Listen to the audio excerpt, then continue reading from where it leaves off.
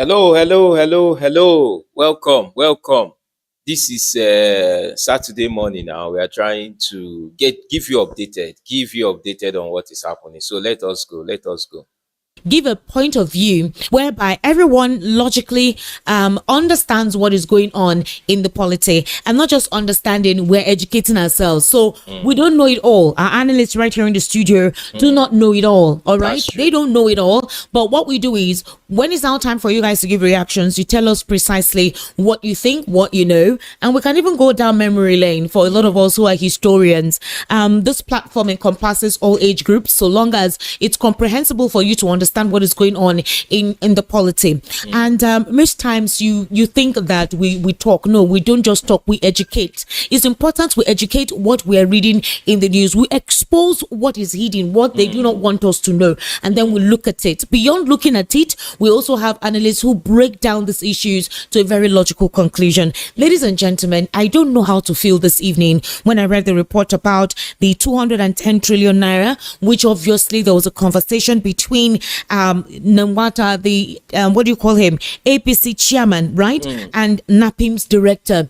That information got me wired up, and I was like, why will these stories always surround the APC? Why would the president be involved in such murky waters? Exactly. You would think that, okay, fine, they have attributed corruption to you. You got in there, you can change the narrative, you can clear all those wrong narratives, but having this kind of stories attached to you, it's not a good thing. I am waiting for the All Progressives Congress, for the NMPC, for the chairman of the APC to come out and tell us credibly, when I mean credibly, with facts, distancing themselves from what we have read. Sahara Reporters did this exclusive, and even the phone conversation, obviously it was transmitted, it was interpreted, but it was in Hausa. For some of you who understand Hausa, if you listen to the conversation, you would hear it precisely what was said. I played it during the World News at 6. It's quite lengthy, but I was able to summarize it. How they intend to infuse this guy discreetly into the APC and give him a senatorial seat.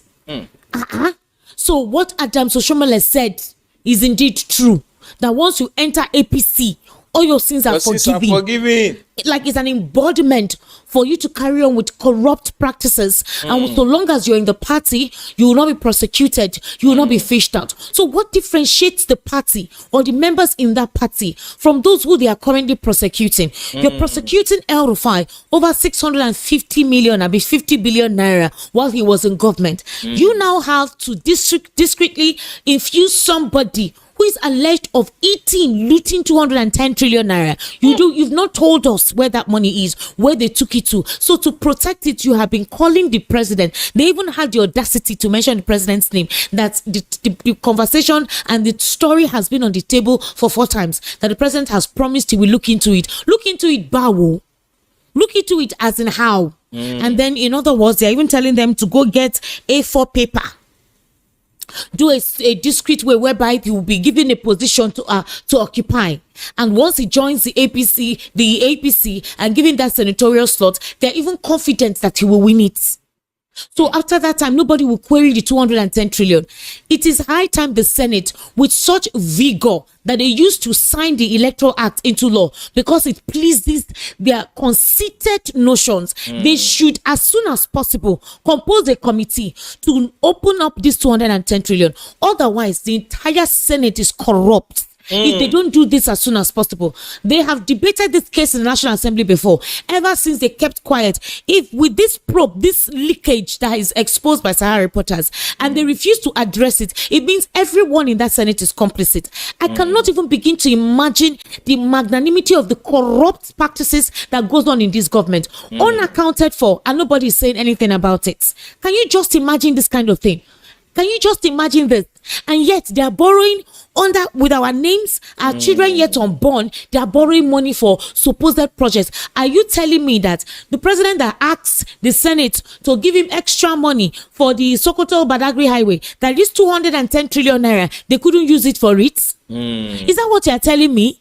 This 210 trillion naira that they are complaining about budget deficit, that the 2026 budget, there is no money to finance it. This 210 trillion naira cannot finance it. This 210 trillion naira, they cannot use it to subsidize how we are buying petrol, knowing that the living condition of Nigeria is expensive. Mugbeo, this one, we will continue to call them out. If they don't say anything about it, it means that the entire Senate is no longer speculation. It's not a conspiracy theory. They are also immersed deeply in this corruption. They need to address this 210 trillion. They need to go back to it and check it out.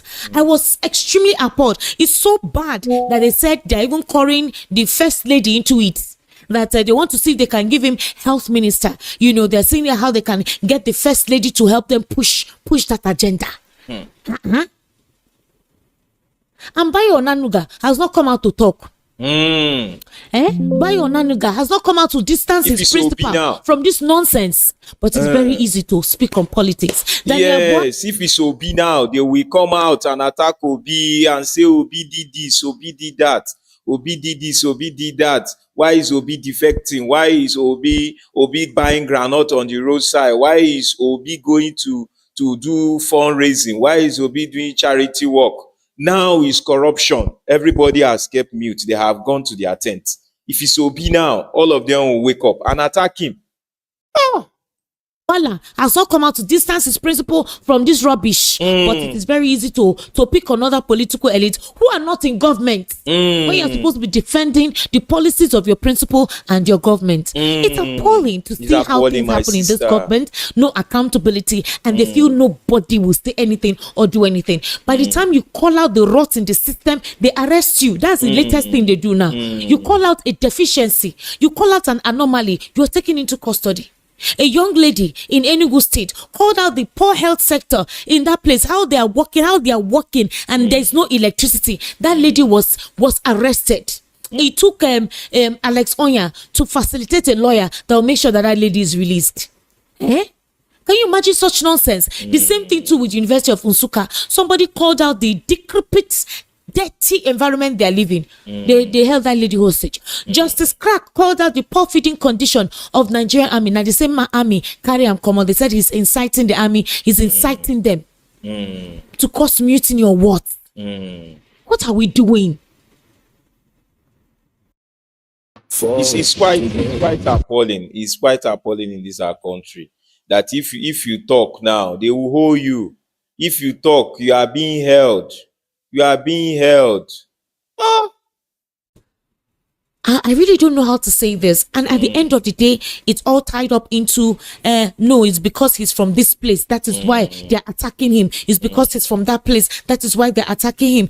The Malay in government, the lack of empathy in this government, the misdemeanor in this government is affecting everybody, regardless of your age group, your demography, your ethnicity, and your religion. It's affecting everybody. We need to get leadership right. We need to get out of this structure of corruption and criminality. It needs to reduce. It's bad. And they do it brazenly because they see nobody will do anything about it. It's high time we call this thing out. This 210 trillion naira with this expose leaked out by Sahara reporters, the conversation that was in there, if the Senate does not constitute a committee as soon as possible, it means that they're all complicit in this nonsense. It really, really means it is, because this 210 trillion naira is not their money, it's our money, it's Nigeria's people's money.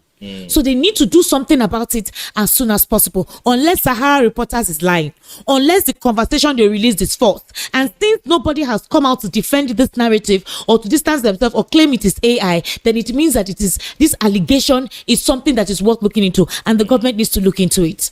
Ladies and gentlemen, I always tell you something on the Evening Rush, that in as much as it is a political season, we need to set our political structure in the right path, because the political policies and the political disposition of the political elites determines the kind of economic policies that will be implemented. It is the disposition, the courage, the mentality of these individuals that will determine if the policies will be people-oriented or the policies will be an elitist policy. It is quite imperative. Today, we want to discuss the supposed new bride, the NDC. we have some personnel here who were in the Labour Party, and we want to clear out some misconceptions, get some things straight, from Goodluck Jonathan to Peter Obi leaving out, and the fact that Peter Obi left without carrying his people along. Despite the structure that has been put in place, he left, and some people cannot leave because they want to continue to stay there. They have had relationships. There's also another person whom they claim used to be the inner caucus of the presidential aspirant, and maybe they're no longer together. People are expecting some information to be reeled out, whatever it is. But right now, he seems to be the name that everyone is calling, but in the international community all over. David Mark has come out to admit that indeed these political bigwigs that left the party is a setback, but that they need to be strong and forge ahead. Rhodes Vival is coming out to say, please, I will tell you very soon if I'm going to join the NDC or not. But he's advocating that he wants to remain in the ADC. And he's saying that he is an obedient. He grew. He was able to preach to people to become an obedient. Somehow he's soliciting their support. How would that work? Will the obedience be able to do that? Specifically those who joined the NDC because of their principle. There's Funsho Duheti, who obviously is running for governorship under NDC for Lagos State. Will they leave supporting whoever emerges as a governorship candidate in the NDC for Rhodes Vival, despite the fact that he considers Peter Obi his leader? He also blamed the leadership of the coalition and said, please, it's not my fault that the leadership of the coalition could not think right, could not reason well, could not bring down their ego to make sure they got it okay. I will not bear the consequences of their inability to reason well. Please, I'm soliciting your support. He had a space, was it not last night or this morning? He had a space, with the Obedience and some new members of the ADC. What does that mean? What role will that play in his political career? He was pleading. He sounded exhausted. He sounded tired. We're going to be looking into that in the course of the conversation. Gentlemen, good evening. How are you? Yeah, very fine. Good evening. I actually have, let me introduce them very properly because I need your firebrand now. I have Michael Ibukun Akintayo, now in the NDC, former Labour Party. Good evening. Good evening. I also have Philip Nyako. Did I call that right? Inyakno. Yes. Your name sounds like all these lantern names, like Nimshi, Nimchit. All right. So we have special names. You do. You really do. Exactly. Welcome. Good evening. How are you? Very fine. Welcome. Thank you. Yeah. So let me first of all start off with this. How do you feel with your principal leaving the ADC and joining the NDC? I remember the last time we spoke, you were not happy he was in the ADC. Yes. All right. Thank you. You've just answered the question to me. The last time I came, I wasn't happy that he left Labour Party. Yeah. And I was even complaining that probably did not really use the power that was that he acquired after 2023 election to solve the problem. Though I still put a caveat because I wasn't there in some of the inner caucus meeting. Maybe he tried all his best, okay, and it didn't work out. Be it as it were, when he left, some of us, we felt bad because we know that, like I said the last time, that he made a mistake joining ADC. Because there are some certain people there that when you look at it, that, man, these are a set of people that has done some certain things and lived some certain kind of life and have been part and parcel of the rotten polity and all along. Yeah. And then all of a sudden they become saints. Be it as it were. So we were not happy, but then we couldn't antagonize them. Okay. Because what we believe it's issue-based politicking. Okay. Not attacking individual, not attacking political party or whatever. It's issue-based politicking. That is what we believe. So, and we were praying, we were doing our calculation. Even after NDC was registered, okay, we were there like some months, almost 2 months ago. We were building the structure on the ground. Even the last time I came, I told you I was here, yes, as a Labour Party member, and yes, then come at some